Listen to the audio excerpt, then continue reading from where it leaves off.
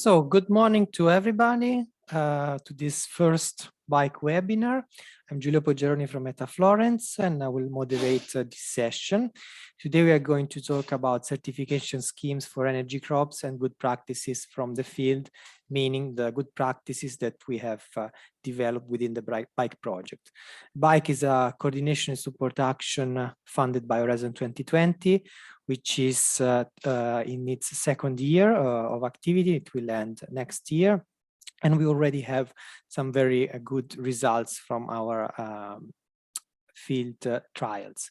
So what we'll do today, we will have a short introduction from the coordinator, then we will go through the certification scheme that we have developed in bike, presentation given by ISCC, and then we will go through 3 of the 4 pilot cases that we have developed in bike.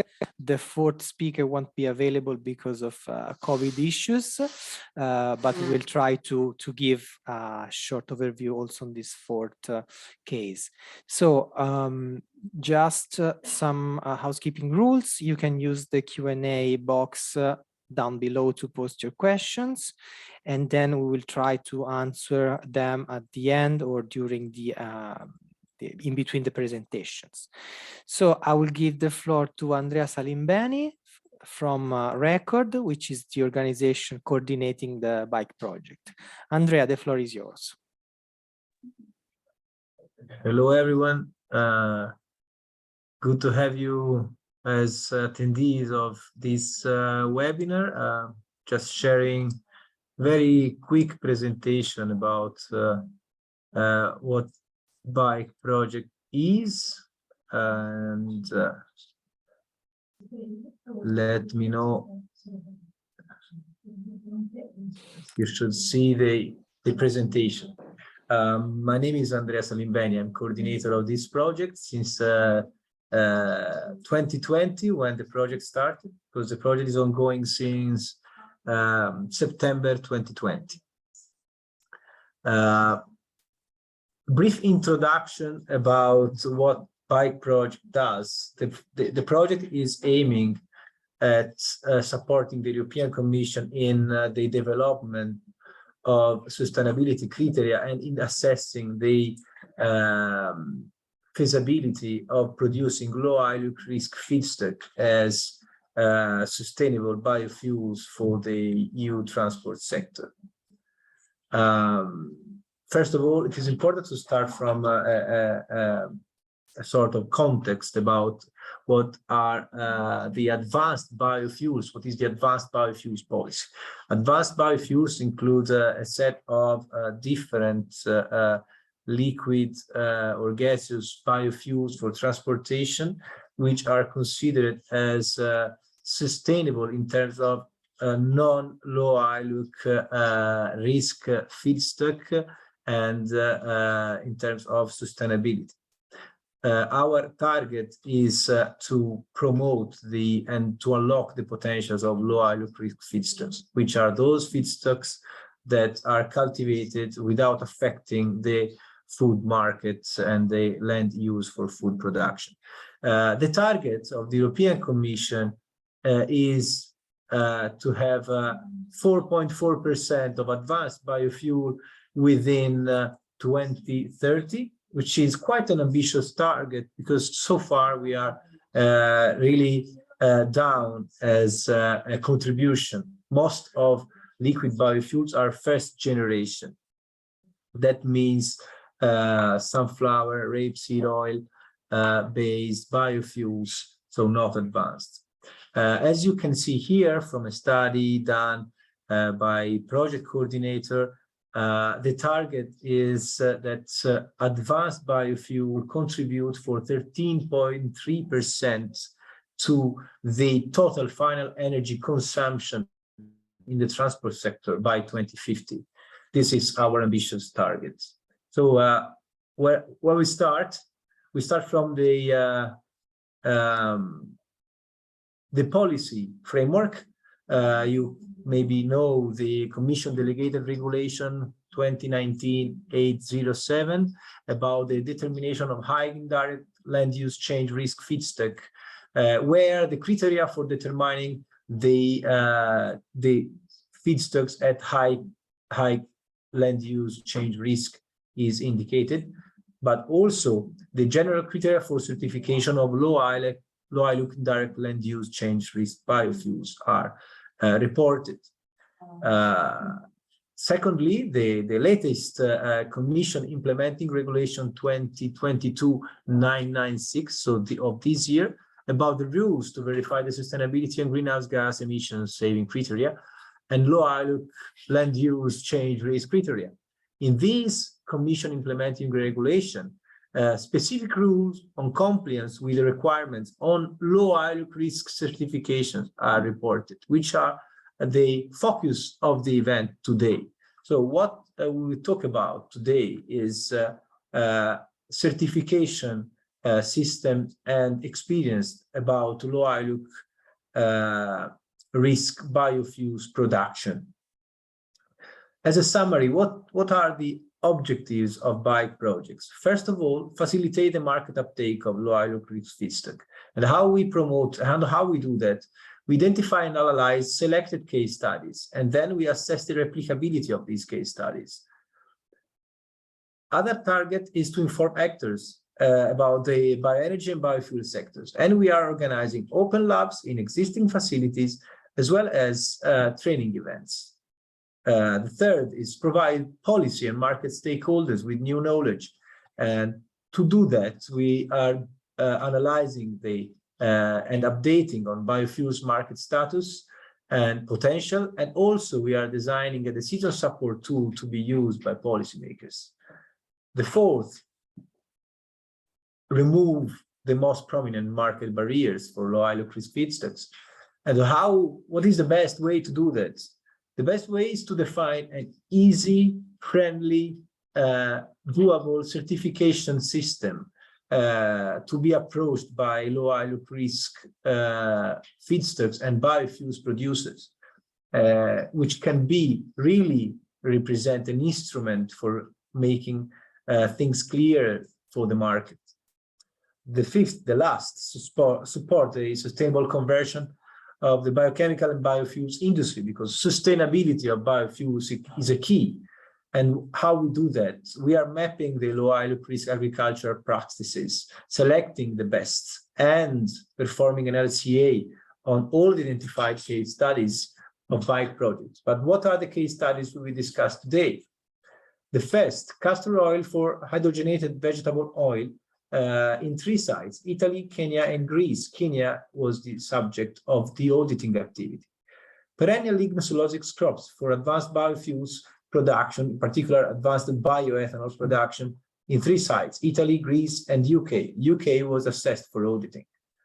Then the third is brassica cultivation for HVO, again hydrogenated vegetable oil, in 3 sites: Italy, Greece, and Uruguay. The Uruguay case study was subject of auditing.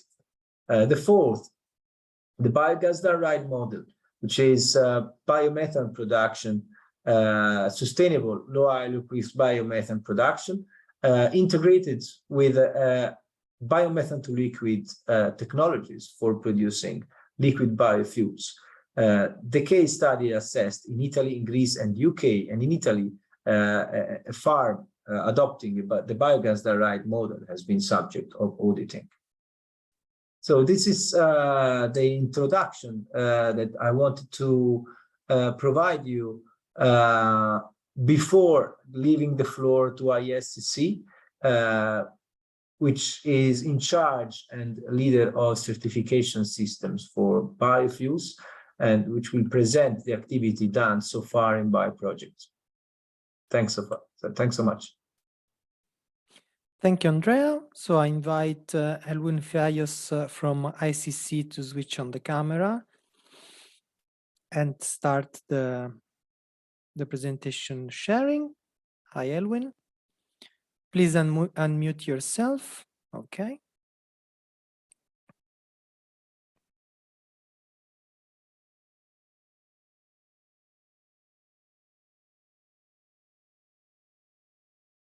Chris, let me know if that presentation now it's you can see that presentation. Not yet.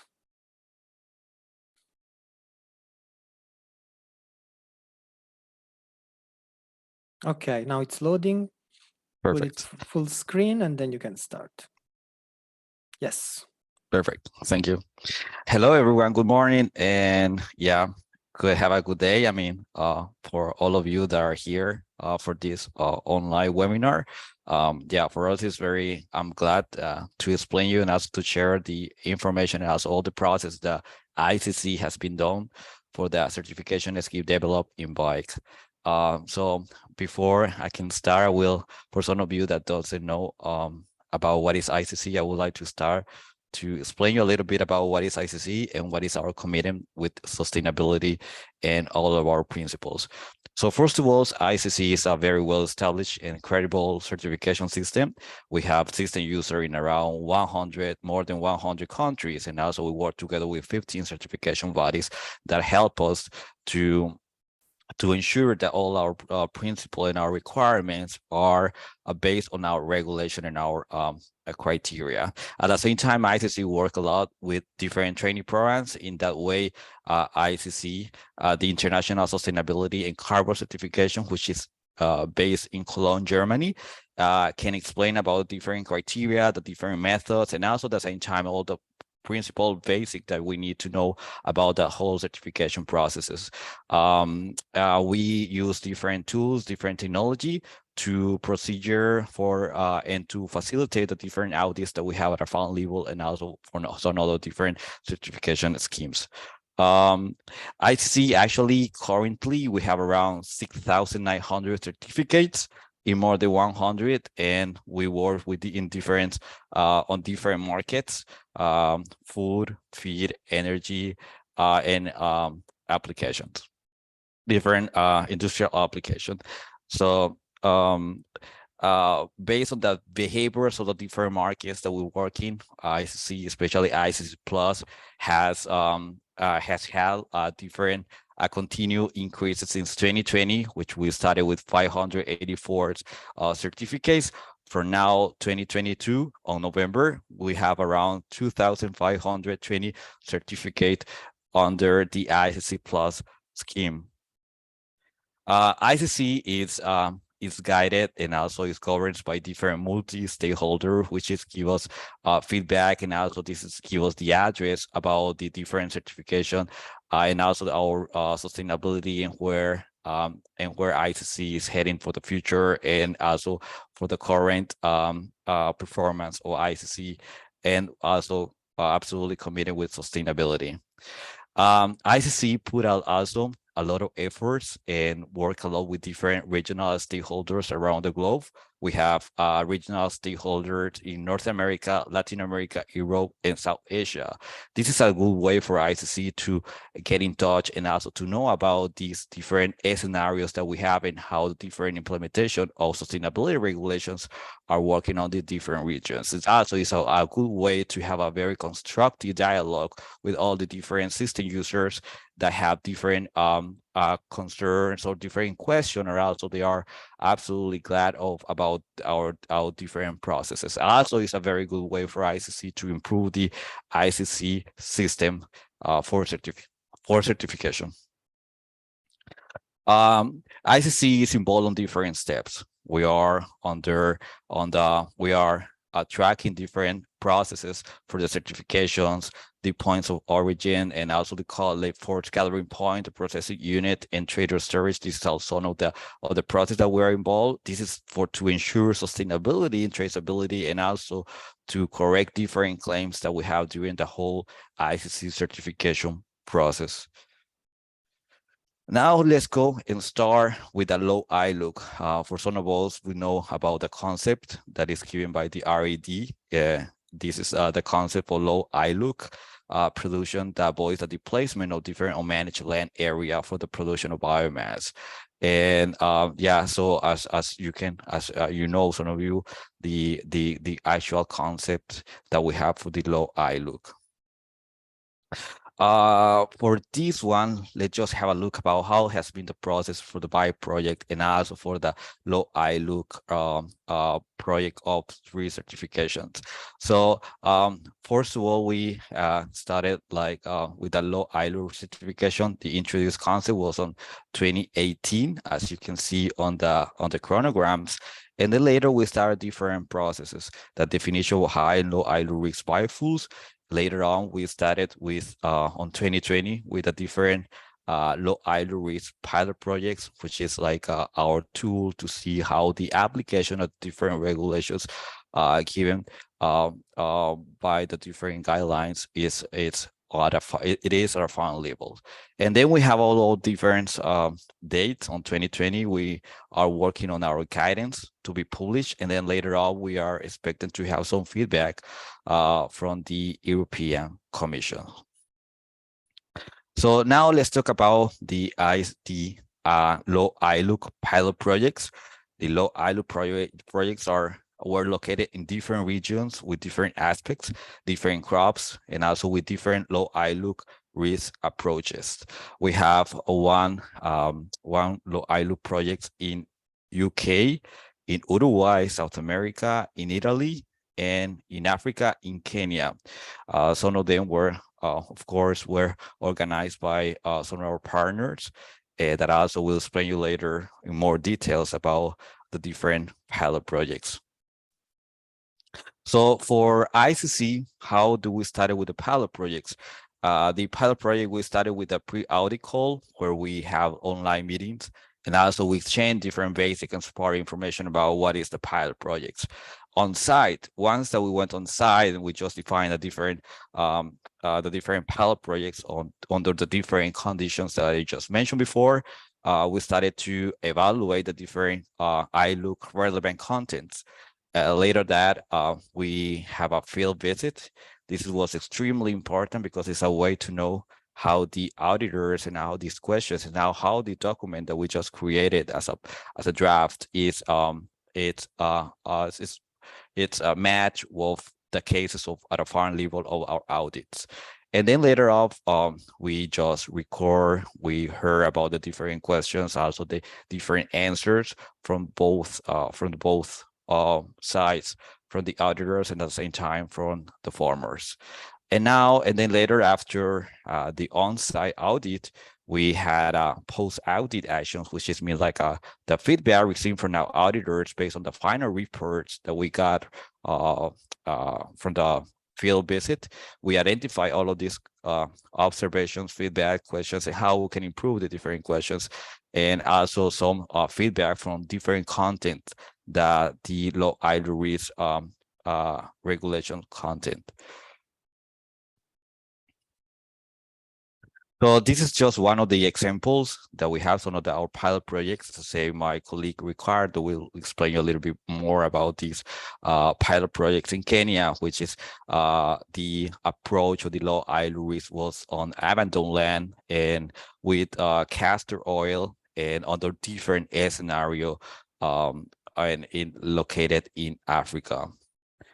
So one of these examples was about the castor oil located in a farm with slopes and different terraces. Was a good example of how different improvements is in this case how different agricultural system can improve the soil quality and also avoid different erosions in the degradation of the soil. This was a very interesting to know how this farm could apply different systems at the same time, how the soil quality, when I say soil quality, I mean with not chemical, but also physical and biological condition can improve on the soil. And at the same time, for this case, for Kenya, we at the same time we work with this pilot project, but at the same time with the ICC EU certification processes. So Eni is one of the company that was certified for vegetable oil for biofuel production. Another good scenario was, another different scenario was the one that we had in Italy, which was one of the low-ILUC approach was based on the improved management practices. In this case, the use of digistate from the biogas as a fertilizers for a long-term soil improvement. So this is just one of the practices that we just wanted to evaluate, as we wanted to see what are tag conditions under the low-ILUC, and also how these fit with the certification scheme that we would like to make. And then later is the other example of the pilot project was Miscanthus. Miscanthus, this farm was located in Taunton, UK, in a farm called Lower Marsh. For this one of the low-ILUC approach was the improved management practices for additional biomass productions.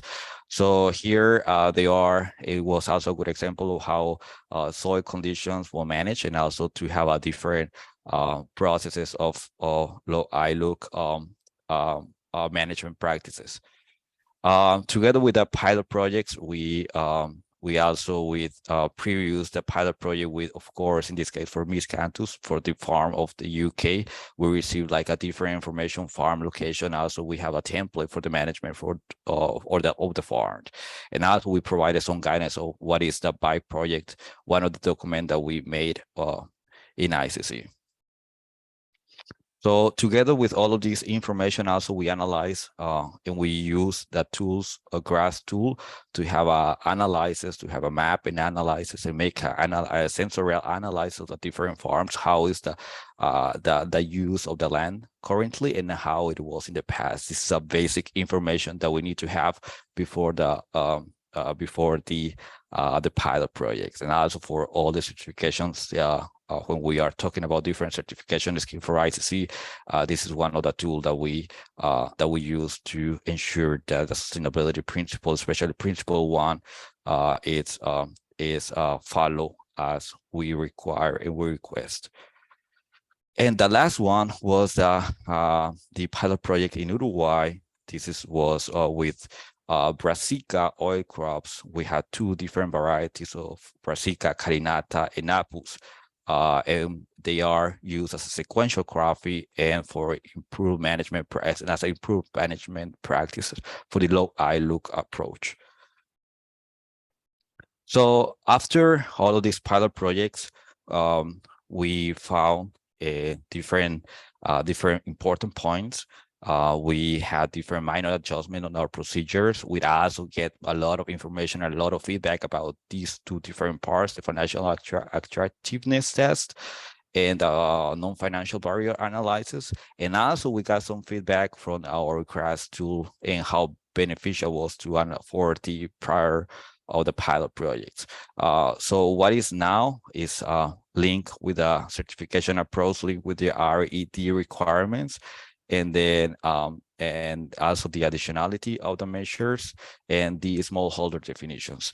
And now, what is the next part? What is the, after I explain you and the pilot projects, what is the next part for ICC for the low-ILUC certification? So based on one of the things is the final guidelines for low-ILUC certification, which is not yet published, but it will be at the end of this year.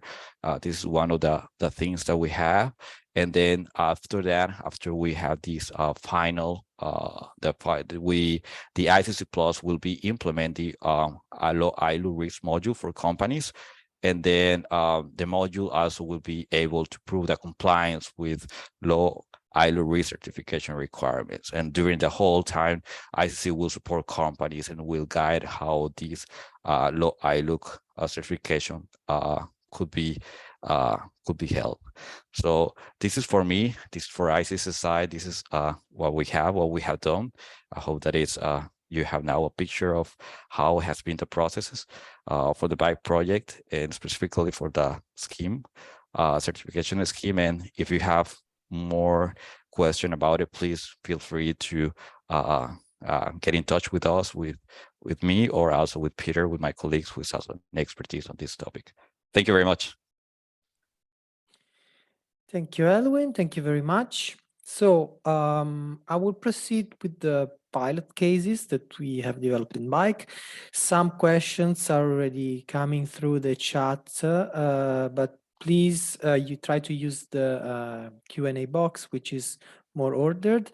Anyway, we are collecting these questions and we will try to answer them later. So I invite Ona Koski to switch on the camera and unmute yourself. So Ona is from UPM, one of the partner of Bike project, which is carrying out one of the pilot activities in Bike. So Ona, the floor is yours.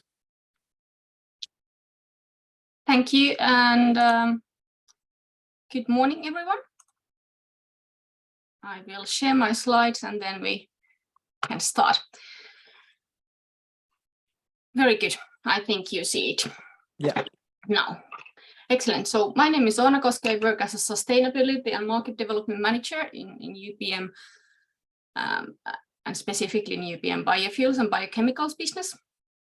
And I have been now part in the Bike project and sharing and exploring the concept with the other partners. And we have the one case study in Uruguay. I will explain you a bit more details and also some findings we had as a company side. But really, as a short, what is a UPM biofuels business in a nutshell? So we have currently one refinery. We are producing biofuels and raw material for petrochemicals. And for us is important and really the key priority that the raw materials we are using are coming from the sustainable advanced sources.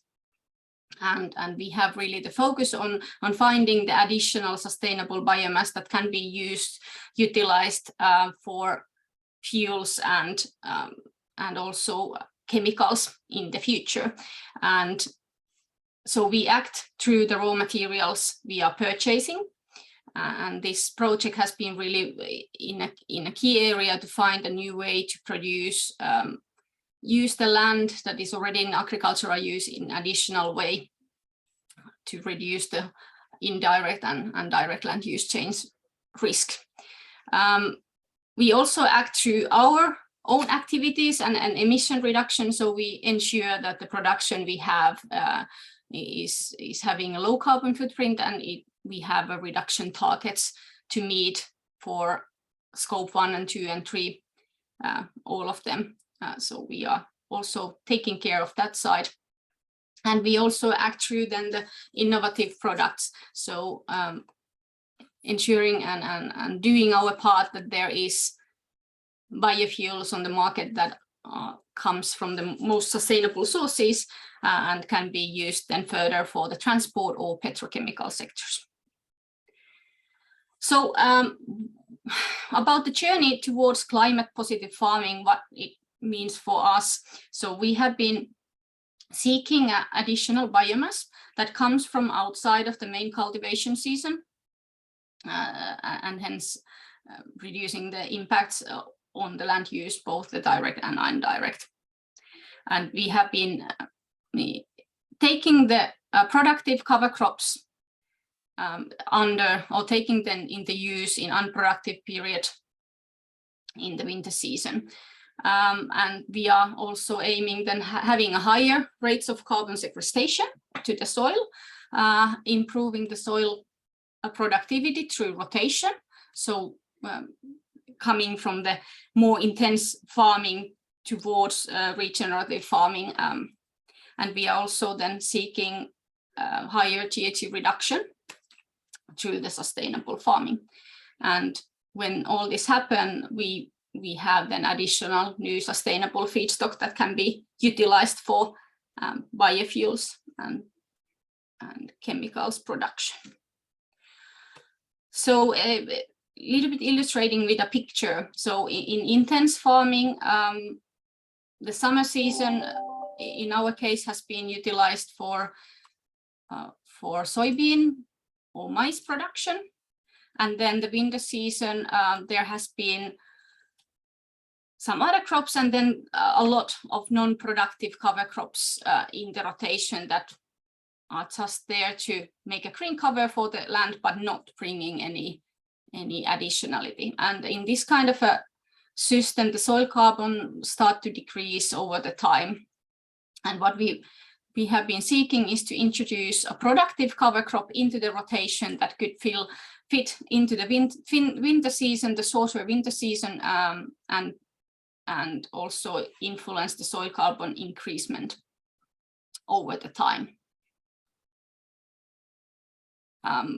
So what could be then the benefits of carbon farming? We of course can get the additional biomass, but then we have been looking also the positive impacts on the soil and carbon balance. And when taking the land into a use when it's not typically the productive season,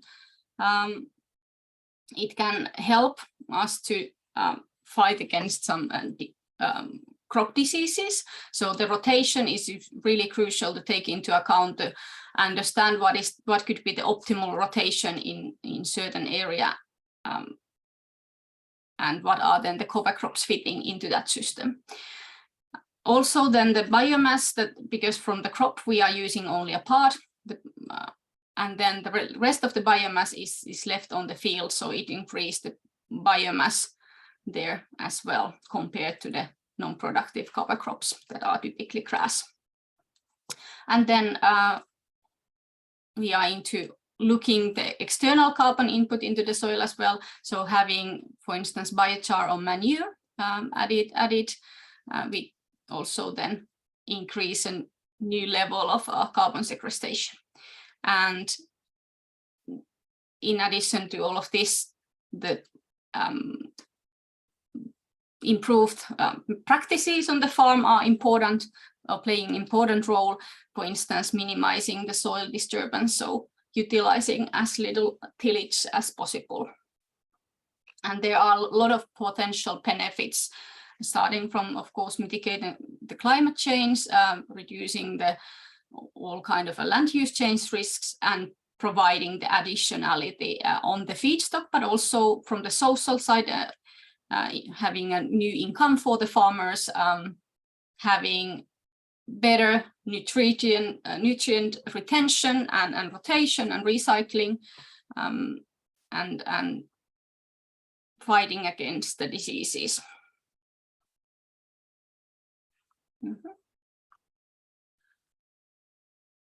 And then, well, just illustrative what it can mean. So these figures can be changed case by case, but basically when the crops are growing, there is always a net photosynthesis, and of course the soil respiration as well. So that's the normal cycle. But then in our case, when the land is empty, in that spot of a rotation, when we bring the oil crop into it, about 20% is grain, which we take away, but then there is the roots and crops and leaves are left to the field to increase the biomass. So there are two mechanisms to increase the soil carbon through the crop residues that are left, and also then the improved field practices like the no tillage is increasing the soil carbon. And in addition to that, of course, the manure and biochar can play a role in future. Our farming concept in Uruguay that was piloted also here. The typical rotation, I mentioned, summer crops are soybean and maize, mainly soybean, and then winter crops, there is a rotation where barley and wheat has been, and then before there was these non-productive cover crops in every third season in winter, and now we have been introducing the additional productive cover crop for this existing rotation. So replacing the non-productive cover crop, basically green cover in the past, with oil crops. And our operations are certified under the RSB EU certification, feedstock for biofuels. So we already had a good understanding what different sustainability certification means when we did this pilot for low ILUC change risk. And then when we did the pilot for the low-ILUC risk certification, it showed also the additionality. So compared to the existing cropping system on the same agricultural land, the concept was able to create the additional feedstock, the oil, which is yielding between 1,500 kilograms per hectare up to 2,700 kilograms per hectare, depending on the year, depending on the area. And the additional residue biomass that was left on the fields was between 6,000 and 10,000 kilograms per hectare. So a lot of new biomass added to the field or left. And then since the grain contains both oil and meal, from the meal you can cover or take the protein and produce feed for animal as well. So there is actually 2 additional feedstock, the oil and then the meal for feeding. And then what were the challenges, or what we've discovered when we did this pilot together with ISCC, was that how to set the baseline is a really crucial question. And especially we had a long discussion on the long rotations, that when you have more than, or the rotation is longer than 1 year, how to take that into account into the baseline, and when you want to compare the potential of low ILUC risk in the baseline scenario and then in the additionality. So that's something that requires still more guidelines and more development from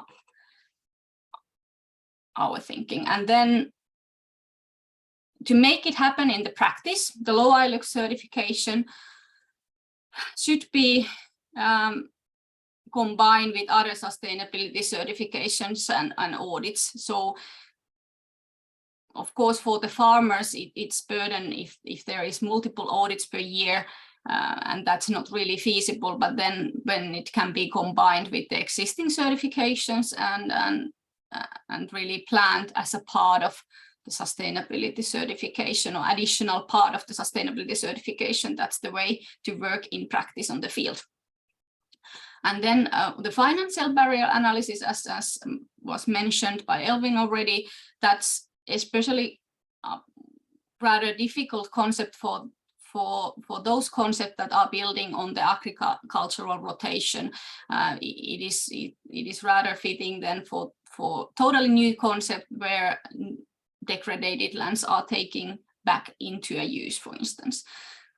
So that's something that it's not straightforward and not very easy for the farmers to adapt, I would say. And then we also discussed a lot that at the moment there are no incentives to certify under low ILUC risk. So that's something to encourage that the operators will certify the low ILUC risk as well. It requires some benefit. That's shortly what I had to say. Thank you. Thank you, Anna. That was very interesting. So I would like to invite Riccardo Bertorelli from ENI to present the next pilot. Good morning to everyone.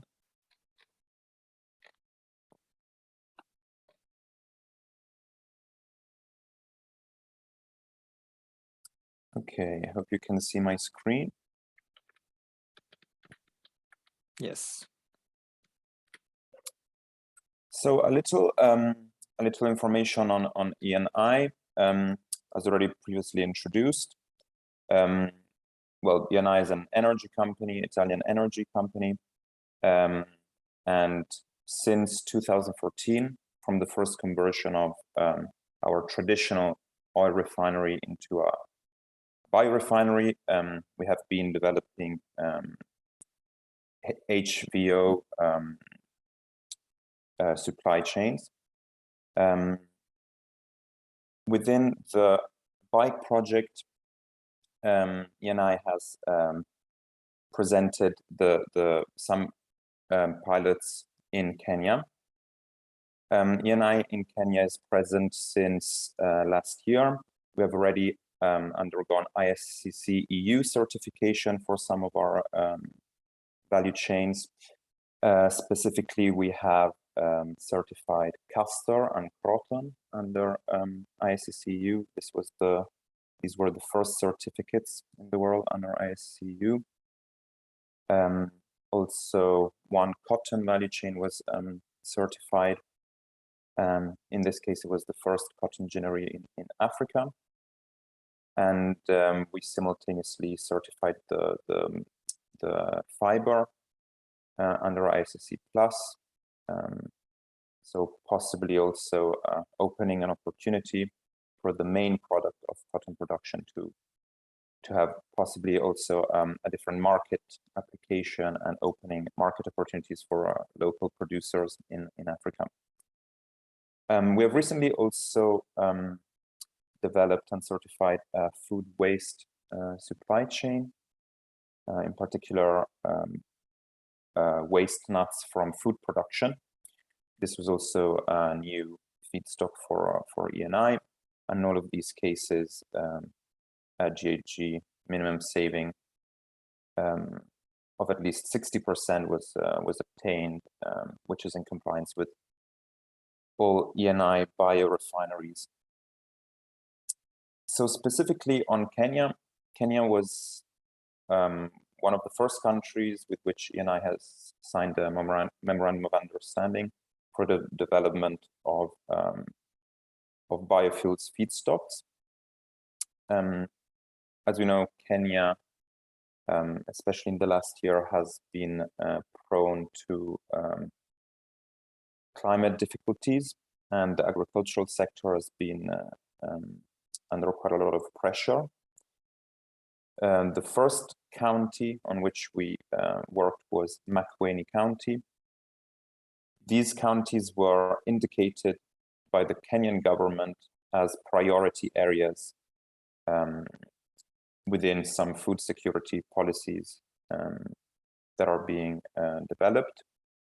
The idea is to develop certain biofuels, specifically castor supply chains in these areas, giving the possibility of additional income to farmers and support in food security of these areas by granting some additional income for these farmers. These arid to semi-arid zones are known to have shallow soils with light to medium texture, low fertility, and being quite susceptible to erosion and compacting, and they're quite frequent to droughts. And annual rainfall is quite inconsistent and generally quite low. So they're not, let's say, indicated, they're specifically indicated as low food production potential areas by the local authorities. Why castor? Well, apart from its the chemical properties of castor oil, castor as a plant can give quite high yields also in dry regions. It's a quite resistant plant, and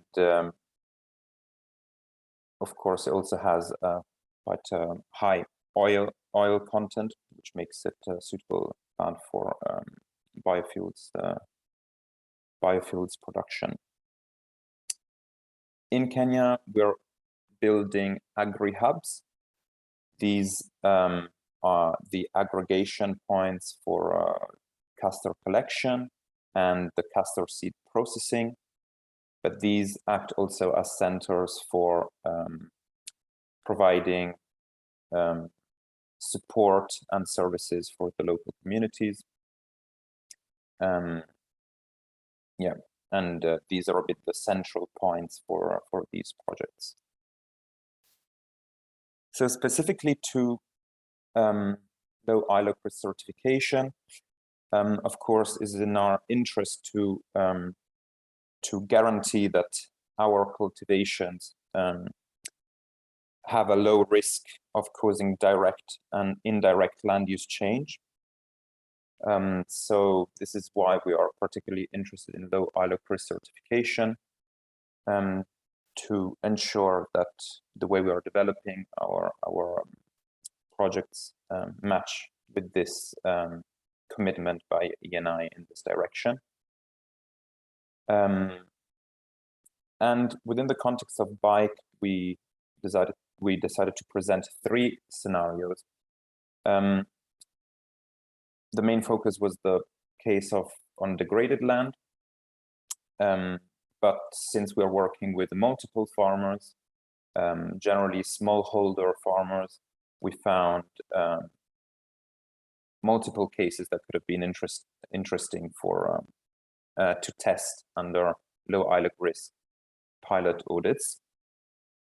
In the first case, as already briefly mentioned by Edwin, we had a smallholder farmer that introduced castor for the first time into their already existing cultivations.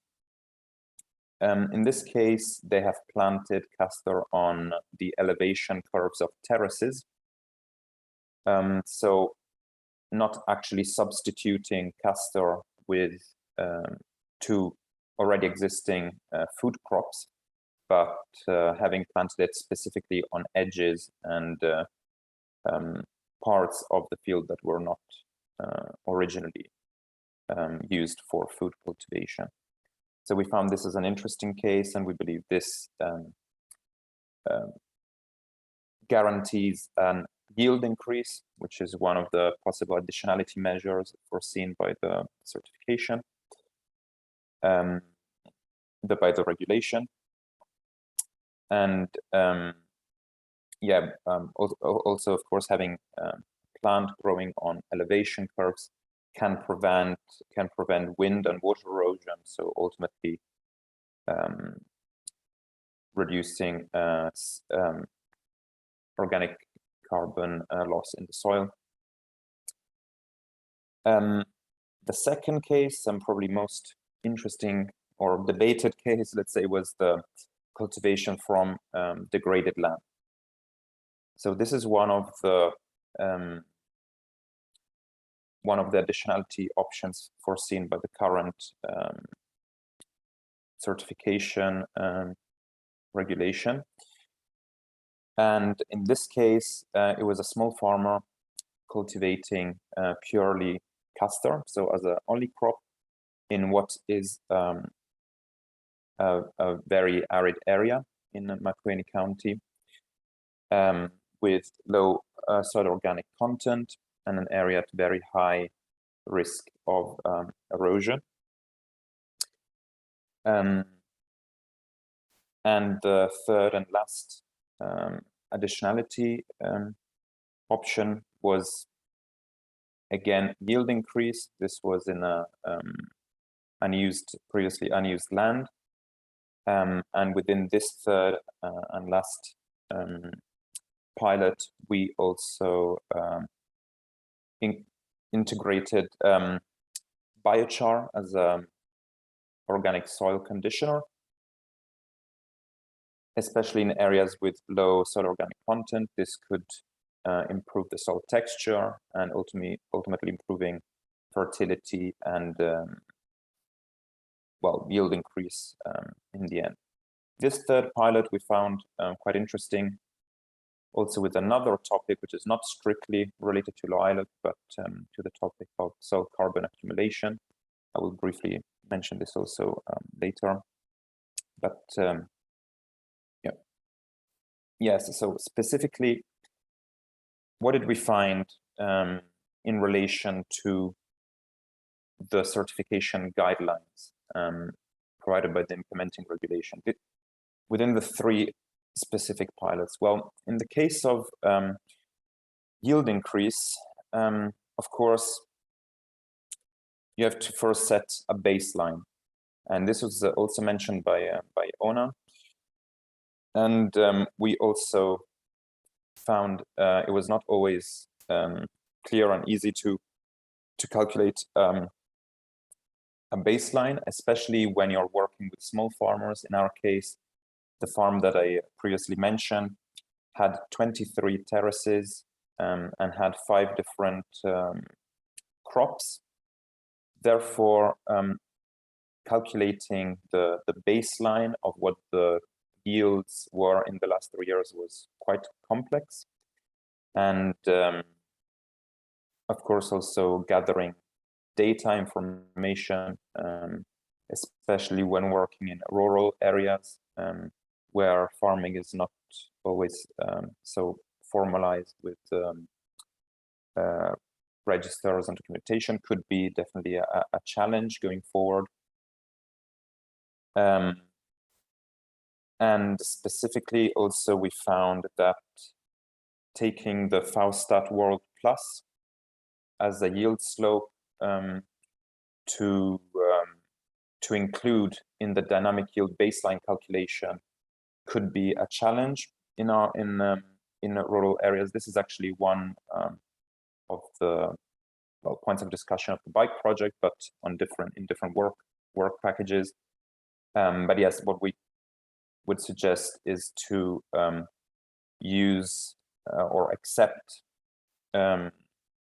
yield slopes from more regional data rather than world data, because yes, some yield slopes taken as a global from global production are not really applicable and are out of reach for especially small farmers in areas with low production. So it would be basically condemning these farmers to be excluded from this type of certification. As the yield increase required every year, it's quite unlikely for these kind of settings. Whereas to gather data, still in the pilot of yield increase, what we, as ENI, a way forward for us, rather than further legislation to improve this data collection and having a clear baseline in order to calculate a yield increase, would be the introduction of digital tools.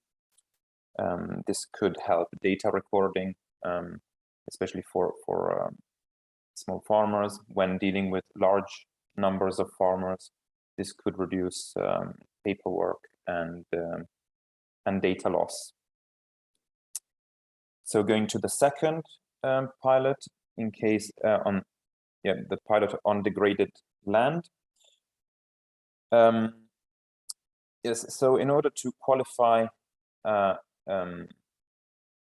field as severely degraded, the current regulation has requested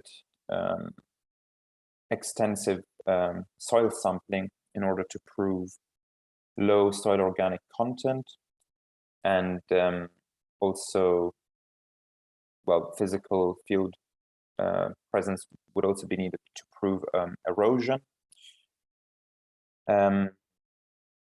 We find this quite complicated, impractical, and also very costly in case of implementation in scattered areas with many small farmers. In our case, we'll be working with many but very small farmers, and extensive soil sampling is requested for every field. So we find this quite inapplicable in our case, and it would be definitely a challenge to apply this in these rural areas. Sorry, Riccardo, yeah. can I ask you to get to the conclusions? Sure. Okay, I'm running we leave long. some Okay, more sure. time Sorry. for the Q&A. Sure, for sure. Yes, so, well, our suggestion as a way forward would be, maybe I can skip the last third point, specifically on degraded land. Well, we think that institutional sources and that reference database is sufficient to indicate organic soil organic content levels. We have overlapped field shape files with existing reference databases, and we believe this could be a good alternative and cost-effective but equally reliable way of proving soil cultivation from severely degraded land. Yeah, I will leave it here, but I will be open for questions if needed. Thank you.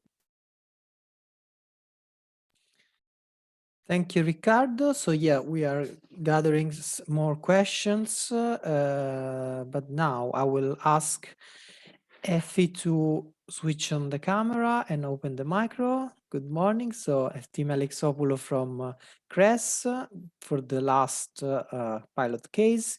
So Effie, I suggest to not go beyond 15 minutes, then we can have around 20 minutes for Q&A because we have quite a lot of questions already. So Effie, please. Can you hear me? Yes. It's okay. Okay. Yeah. I would like to ask you just to help me to go from slide to slide in my presentation because I'm not in my office today. So I will start my presentation from what BIKE is doing in terms of the low-ILUC feedstock. And I would like to present you that we're working on two value chains. The first is cultivation on unused, abandoned, and severely degraded land, like the case that presented by Annie earlier, castor oil, and perennial grasses that I will present. And the second value chain is the additionality that was presented by UPM. So if we go to the next slide, here you can see again the case studies that we are working in BIKE, and you can see what kind of information we are collecting in all case studies. Apart from the 4 audits, that was one in each case, we had several more case studies that in the next month we're going to present it as a deliverable. It was agreed to go in 12 case studies, but at the end we are going to go in 15 or 16 case studies. Let's go to the next slide, please. You saw earlier about Brassica carinata and castor bean. Both annual crops much easier to be grown because requires a short-term commitment with farmers. This is not the case of the perennial grasses because here we have to have a long-term commitment with the farmer and we need to test the soil before the establishment to be sure. We have to go on unused, abandoned and severely degraded land, and contaminated land is also included. So in BIKE, we have miscanthus in Italy, in UK and Greece, and we have switchgrass, one case study in Greece. The audit was carried out in UK last July in an already established trial by Nursery Limited Ltd. In this slide, you can see some photos of switchgrass, the first 2 photos. You can see how the crop looked in the second year and how it was looked in 15 years that the plantation looked old. And below you can see a photo of miscanthus in Greece and the effect of water on the growth of the crop. In both cases and in both photos, the fields were taken by unused and abandoned land that for more than 20 years haven't been cultivated because the productivity was too poor to challenge the farmers to grow. Let's go to the next slide. You can see here what kind of information we collect in BIKE. In all case study, we start, in order to better understand what we're doing, we collect a nice description about each case study, where was the field trial, the size, all the cultural practices that we follow, how the harvesting was done, the yields, the mean yields in the case of perennial grasses, the ash content, the calorific value, the moisture content of the harvesting biomass. This is the case study of switchgrass. You can see that it was established in 1998 and it's still ongoing. Actually, it's about to close this year, this field trial. Total area 0.5 hectare, and if we put all together the mean yields of 20 more than 20 years was 20 tons per hectare dry matter, that it was quite satisfactory, take into consideration that the field was abandoned and degraded. Let's go to the next slide. You can see again the field closer, how it looks in summer, and in the graph you can see the yields and the variation among the years. For perennial grasses like miscanthus and switchgrass, the ceiling yields expecting from the year 2 to the year 5, and thereafter the yields reduced and stabilized by 15 or 20 years, and no further reduction are expected. So in bike, in all the cases, we saw that the yields were maximized in between the second and the fourth year. Let's move to the next slide. This is another case study of miscanthus in another abandoned area, 0.4 hectares in Greece, still ongoing. You can see how it was established. It was established by rhizomes. Here we have rows of 70 centimeters between, the distance between the rows were 70 centimeters, and 2 plant densities were applied. Here there was tested for irrigation rates, even 0, but it was impossible to have good yields without irrigation in a dry area like this in Greece. I forgot to put here the yields, but if you go to the next, you can see that the mean yields of 10 years, it was 16.5 tons per hectare. What is the difference in miscanthus? In the harvesting material, the leaf fraction is about 25 to 30% leaves, while in switchgrass the leaves is 40% of the harvesting material, and the ash content in miscanthus is between 2 and 3%, while in switchgrass is between 4 and 5%. In the next slide, you can see again some photos of miscanthus at the full flowering.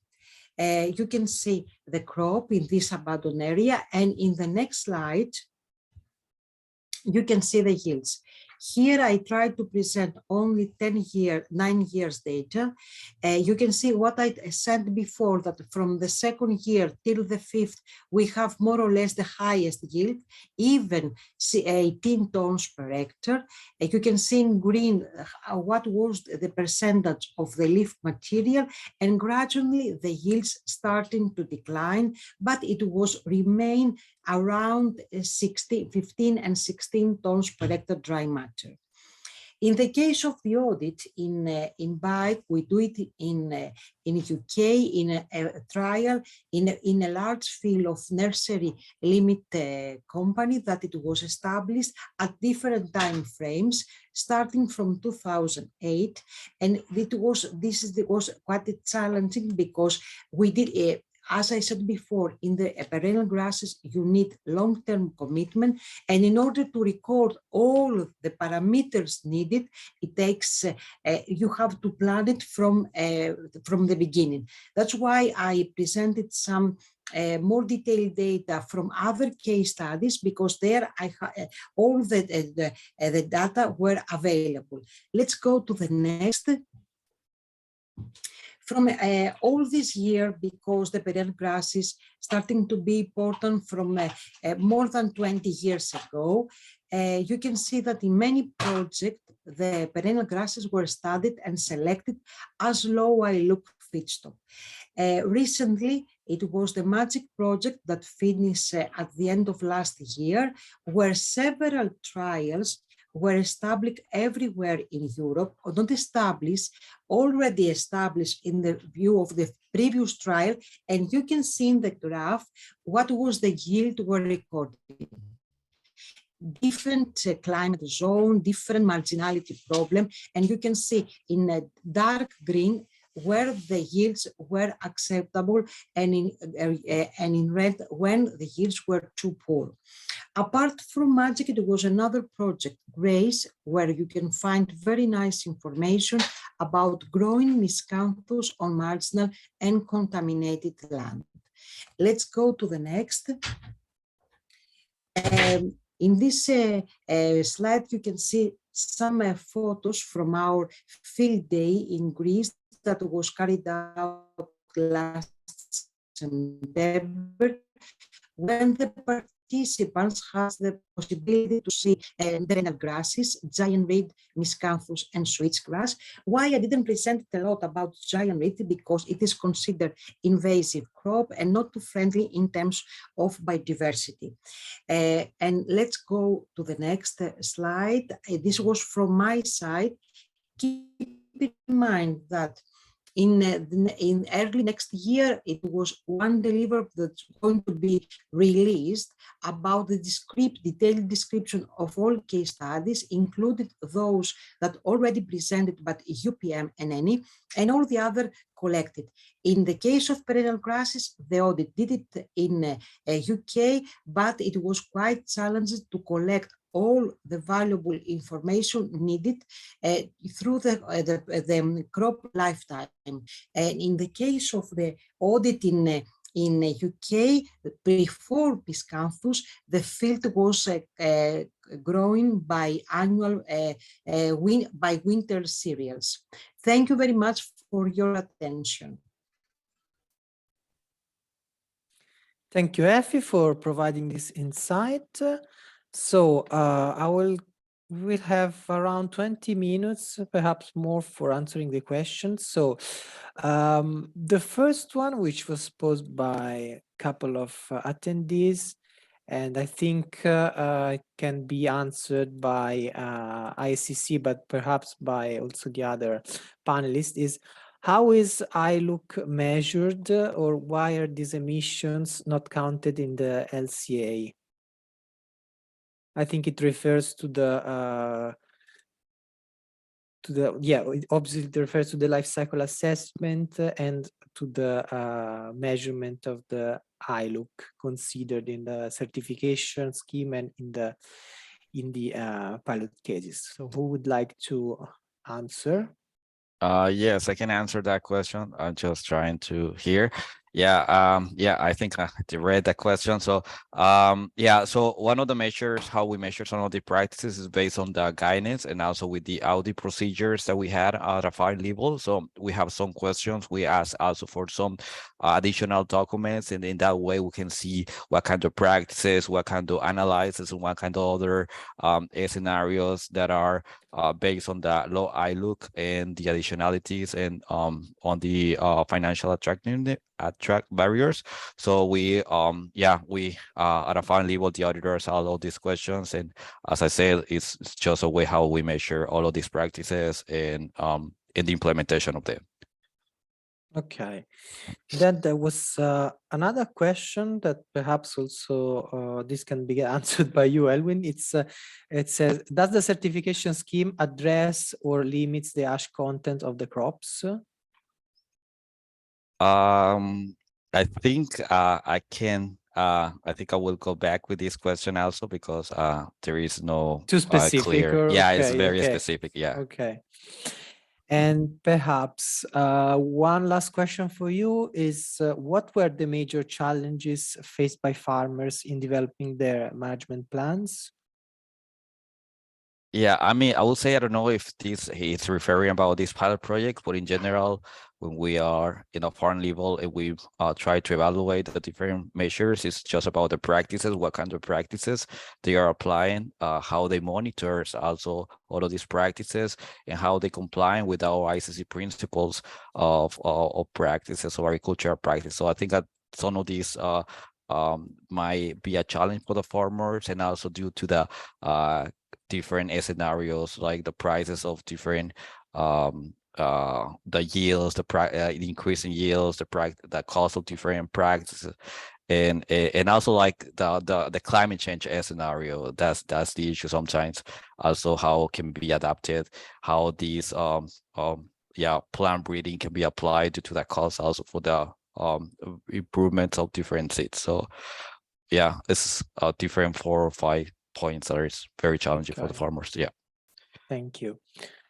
Then we have a question for UPM. It's can introducing brassica into the crop rotation, can this reduce the farmers' flexibility in when to sow or harvest their main crop? Is this a significant issue? No, it's not a significant issue, but of course it needs to be taken into account in the rotation. So the farmers, when the winter season, like how long it is and when the harvesting should be done, so that the soybean or maize can be started effectively. And of course, there are different variation of each soybeans and brassicas, so it needs to be fitted and adjusted that you use those crops that has optimum rotation, but it's not the major issue. That brassicas fit really well for the existing winter season length. Okay, thank you. Another question that was still directed to you. Can you obtain carbon credits by this technique? Well, those improved practices are part of the ESCA factor in the introduced in the Implementing Act, but then as Ricardo was mentioning, those soil sampling requirements are something that are now coming, and I think the practicality or practices and guidelines around those is still not very clear. So how to do it, how much you can use remote sensing, etc. So there are a lot of open questions that impact the farmer's life and operators' life very much. But yeah, through that element, and now also for the biochar, it is mentioned in the new version of the Implementing Act of Renewable Energy Directive, but not yet defined how the biochar, for instance, can be counted in those benefits. And I think we will be hearing much more about this, because the Commission has recently published the proposal on the carbon removal. So this is going to be a hot topic for next year. Yes. Okay, so and now also then the linkaging the different regulations, like the sustainable carbon cycles and the carbon removal methodology into the existing, for instance, the Renewable Energy Directive that is setting something for the carbon removals. Okay, we have a specific question for ENI, which is, what was the prior use of the degraded land? Was it being farmed but with low productivity, or was it totally unused? Perhaps this is what is required in your data from local authorities. Yes, so, well, as I said, we are working with multiple farmers, so we see both cases. But yeah, in many cases, there are attempts of cultivating, so there are arable lands, there are agricultural lands where food production takes place, but sometimes with zero yields. We already had a few years in a row with no precipitations at all. So rain seasons skipping, and yeah. So we have both cases. Okay. And sorry, the second part of the question was? Now that perhaps the attendee is suggesting that perhaps this is a data that it's missing and local authorities should provide. I think it refers to what you said in the presentation. Okay, so there are local, there is some data provided by local authorities on production by region. So we can have, we do have an idea of how much food production was produced in that area or not. And then of course there are always satellite tools like GRASS that can help us address, well, assess if the area of a specific field was cultivated or not. Thank you. Okay, then one last question for you, Ricardo, is what would be the max capping point for farmers if castor production will be more attractive for them not to abandon the food production? So it's the I see here a question about the competition between castor production and food production, with the region being ASAL, I don't know what this acronym Arid, means. semi-arid land. Okay. Yeah. From an economic point of view, if castor farming will attract more returns, then there is a higher likelihood to abandon food production. Right. Yeah, this is a realistic, well, this is a risk. Well, first of all, if the area was already cultivated, then a yield increase would have to be proved. So in case a farmer decides to abandon their food cultivation, there would be a productivity loss in that sense. So ultimately they would not be producing more compared to what they had previously. And this is one of the key principles also of low-ILUC recertification. So within the low-ILUC recertification and yield increase concept, this can be monitored. But from an economic perspective also, for sure, I'm not involved in this specifically, but also the pricing is also studied and assessed, also involving stakeholders to make sure that there is no imbalance in the market that could cause this radical change. Okay. So now there's a question for Effie. It's for those crops, considering your presentation, did you find enough area to construct a biorefinery, since in general they need big amounts of biomass to be economically sustainable? As I mentioned in my presentation, many projects supported these perennial grasses. In most of the cases, the areas is between 1 or 2 hectares or marginal land. There are several places that the miscanthus is big growing, but not on low ILUC land with ILUC risk. You can find it miscanthus in Germany, in UK, in France, in a typical agricultural area. In bike, we working only for low ILUC. And of course, we know that from previous projects like Magic, that the area, the marginal area in Europe facing natural constraints is about 28% of the total agricultural land. That sounds too big, but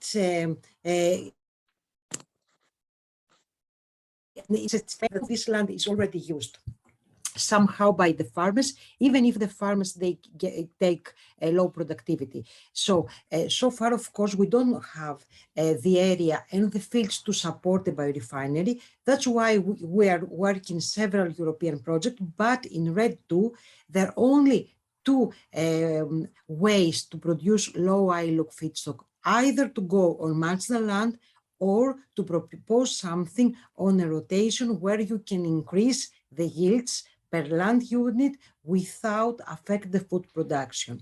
And perennial grass go to the first where they cruise soil carbon by doing business on marginal and abandoned land. Okay, thank you very much. Then there's a general question that I think everybody could feel free to answer. So the attendees ask, in your opinion, are there the appropriate economic economics for low ILUC risk initiatives compared to circular and waste management ones? And could other sustainable SDGs be positively affected by low ILUC risk? So just to justify financial supporting schemes? I think from my side, I think that the new CAP offers some opportunities, the new CAP in some countries, and now in the new CAP, in each country has the liberty to adjust the general rules in their agriculture, in their context. So there are some possibilities to take some incentives from the new CAP. That is adjusted to each country. So it's not the same scheme in the whole Europe. Okay. Then I'm thinking we have already mentioned the proposal on the carbon removal, which I guess will play a role. And then I see the increasing demand for sustainable aviation fuel that perhaps will trigger something in this. But Giulio, what I saw in Greece, what makes the great difference to the farmers is the CAP. If they see some incentive from there, change everything. And for this year, what was surprised me, because in my small country, they are going to give incentives to crops like specific oilseed crops. So a lot of farmers, they decide to go for this crop because of this new incentive. But more, I think they will pop up now. With carbon. I see David. Yeah, we have David Caramonti from Politecnico di Torino and Record, who's the coordinator of the bike project, who I guess wants to make some remarks. Yeah, thank you very much, Giulio. I would like to suggest a bit cautiousness, to be careful with the carbon cycle communication. Apart from technical consideration about what's in this communication, about the fact that certification methods already exist and so on. But important thing to me is not to confuse that there is nothing about market creation in this proposal. It's only about certification. But the problem is to create the market. And there is only one market today that is already in place for carbon. And this is the ETS, which is not accessible for farmers. So I must honestly be, I'm but rather skeptic about the impact of carbon cycle proposal on the actual market, because it will take, as the Commission said this Monday in the meeting, in Gergovili, 1.5 years to conclude from now, roughly. And after that, you still have the issue of creating a market. And CAP has no market for carbon. And CAP pays per hectare and not per ton of carbon.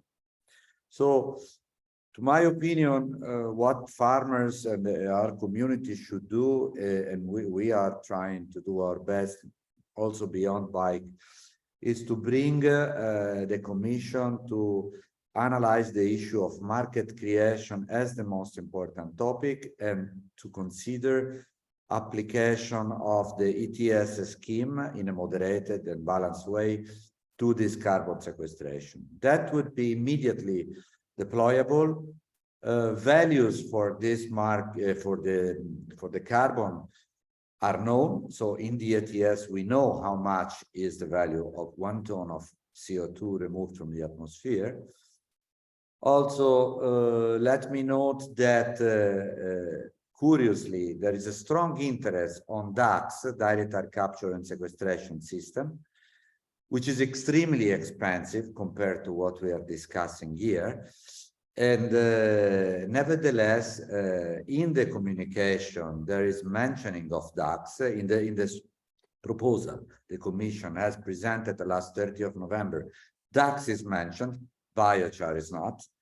So another point I don't understand, honestly. We can be much, much, much cheaper and create other benefits than using ducts. So at least equal treatment would be wise. And the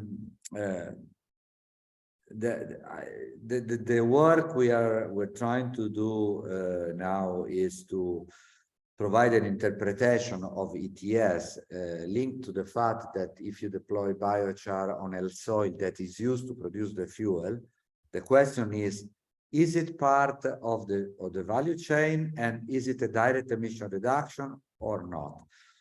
To my answer, it is, because the implementing act includes this in the greenhouse gas balance of the fuel. So it's difficult to say that it's not a direct emission reduction, but this is the point that we should address. So not to ask to modify the ETS scheme, but to provide an interpretation of the ETS scheme, at least for the production of fuel. Last point, and then I promise I stop my intervention. Again, please note that in the communique, in the proposal by DG Klima of last week, it is clearly mentioned permanent carbon removal. And also they mention a very confusing term, centuries. This is what is in the text. So we will provide our comments to this proposal, because centuries is too general. I mean, normally we consider stability beyond 100 years is fine, no? But centuries is undetected value. Anyway, they clearly refer to stable carbon removal. So in that case, only biochar can provide this removal. So we must be, aware of the difficulty that this proposal rise to the farmers community and to the negative carbon emission technology, if I may say. So there's a lot of work. I think this we should include in the final reporting of the bike also, in a way, because it's very, very, very, very relevant. And this will determine the economic viability of this value chain, or otherwise the difficulty in achieving the economic viability of these models. So thank you, Giulio. Thank you, David, for your amazing insight. I mean, the role of coordination and support actions like BIKE is also this, to provide some very valuable information for the Commission to improve the current proposal, which will take some time to be implemented, as you recalled. There's one last point that popped up in the chat that attendees ask, which are the crops that the panelist recommends the globally cultivatable irrespective of the climate conditions. So I guess which are the crops that fit according to the different climatic conditions? My answer is there's an amazing report on the BIKE project, one of our project deliverables. So I recommend the panelists, the attendees to check this report, because now the BIKE project has already published quite a good number of deliverables and reports, and they are publicly available on the website. This session has been recorded, so it will be made available on the BIKE website, as well as the presentations. And this will not be the last webinar. There will be more in the coming year. So thank you for attending. You have been active, very active and numerous until the last moment. Giulio, can I add something at the end? Yeah, please, please. That as BIKE project, we are planning to have a workshop in the beginning of July, in the beginning of April in Greece. And the theme, it will be low-ILUC feedstock, where we are going to invite several European projects working on low-ILUC feedstock like BIKE to present and to have a real discussion on site.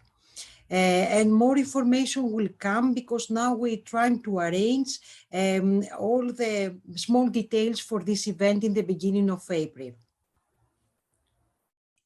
Thank you, Effie. And yes, we will cover completely this event on our BIKE channels. So thanks a lot to our speakers, and thanks a lot to all the attendees, and see you at the next webinar. Bye-bye. Thank you. Thank you. Thank you so Bye. much. Bye-bye. Thank you and bye.